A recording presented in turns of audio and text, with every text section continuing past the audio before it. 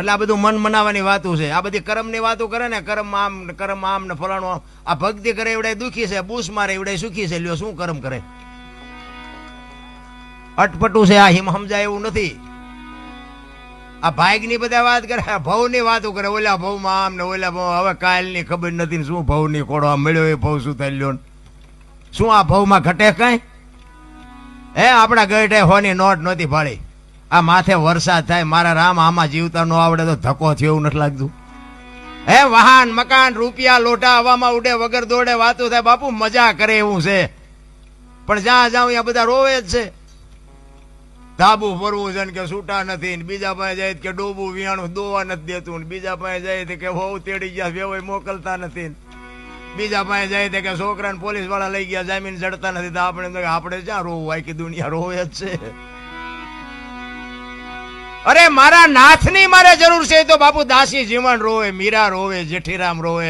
હે દીનબંધુ દયાળુ, હે પરમ કૃપાળુ પરમેશ્વર, તારી વાહે અમે જીવન ઓળઘોળ. બાપુ એક રામાયણ નું પાત્ર સબરી તમે જોવો તો ખરા. એક ભીલની દીકરી, એનો ગુરુ માતંગ ઋષિ, 7 વર્ષની એક ભીલની દીકરી, જેને માણાનો અનુભવ નથી, ગામનો નથી, વેદનો નથી, શાસ્ત્રનો નથી. એના ગુરુએ કીધું કે બેટા અહીં બેહી જા, વેલો મોડો રામ આવશે, તારો ઉદ્ધાર થાય. આ એક જ શબ્દ પકડીને બાપુ બેહી ગઈ. મા બાપ કે પરજા નથી કરતી, શું ગુરુ કે કરવાના હતા? હું તો બાપુ ગમે ત્યાં જાઉં ને, હું ભલામણ બધાને મારી આ એક જ ભલામણ હોય કે તમે વાપરો, ખાઓ, પીવો, મોજ કરો. બાકી માને ને બાપને રોટલા 2 ટાઈમ હારા દેજો. જિંદગીમાં જો મોળો દી ઉગે તમારો ગુલામ થઈ જાવ. બસ મારી આ એક જ. આ તમે માંડવા નો નાખો તો એમ નથી કહેતો કે આવી કથાયું કરાવો, આ મંદિર બંધાવો, મૂર્તિઓ કરાવો ને ગાયું ને ખડ નાખો. એ ગાયું છે ને ભગવાને મોકલી છે ને ખડની વ્યવસ્થા કરી જ હશે. આપણે મરી જાય તેથી ગાયું શું થાય? આ ગાયું જે કપાવા જાય છે ને એ બંધ કરાવો ખડ જ નીર્યું છે. જે જીવ ઈશ્વર મોકલે છે ને એની બધી તૈયારી જ હોય છે. તમારો અને મારો માના ઉદરમાં વિકાસ થતો હોય જન્મ થયા પહેલા બધી વ્યવસ્થા હોય છે. દૂધની વ્યવસ્થા કરી દે, પથારીની વ્યવસ્થા કરી દે, લાલન પાલન કરનારી બધું તૈયાર જ છે. અને 60-80 100 વર્ષ જીવો અને મરી જાવ ને, એ મરી ગયા પેલા લાકડા તૈયાર છે, ઉપાડનારા તૈયાર છે, ગોઠવનારા તૈયાર છે, દિવાળી મૂકનારા તૈયાર છે, ઘોંકા મારનારા તૈયાર છે. તો પહેલી ને છેલ્લી 2 તૈયારી હશે તો વટલી તૈયારી નહીં કરી રાખી હોય. પણ આ હું કરું આમાં જેટલાય કહેતા છે આ એમ કર્યું.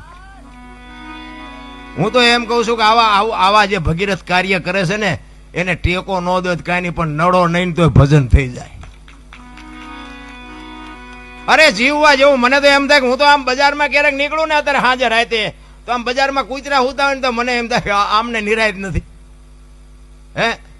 આપણે રાતીને ખવડાવવું પડે એને છે હાથ, પણ ઘસઘસાટ હુતા હોય. છોકરો પરણાવો છે ને ચૂંટણી લડવી છે ને પૂંછડું અમારું સન્માન ન કર્યું ના કાંઈ લોહી ઉકાળા છે આમને ને કે આપણે જે જોવે એ બધું જોવે છે ને. ખોરાક, હવા, પાણી, ટાઈટ, તડકો બધું આપણને જેમ છે ને એમ જ છે. 84 લાખ યોની છે એવું કે છે. 84 લાખમાં રૂપિયા હાટું માયા હાટું બસોડા ભરતો હોય માણા એક જ. કોઈ જીવ બસોડા ભરતો હોય મને બતાવો.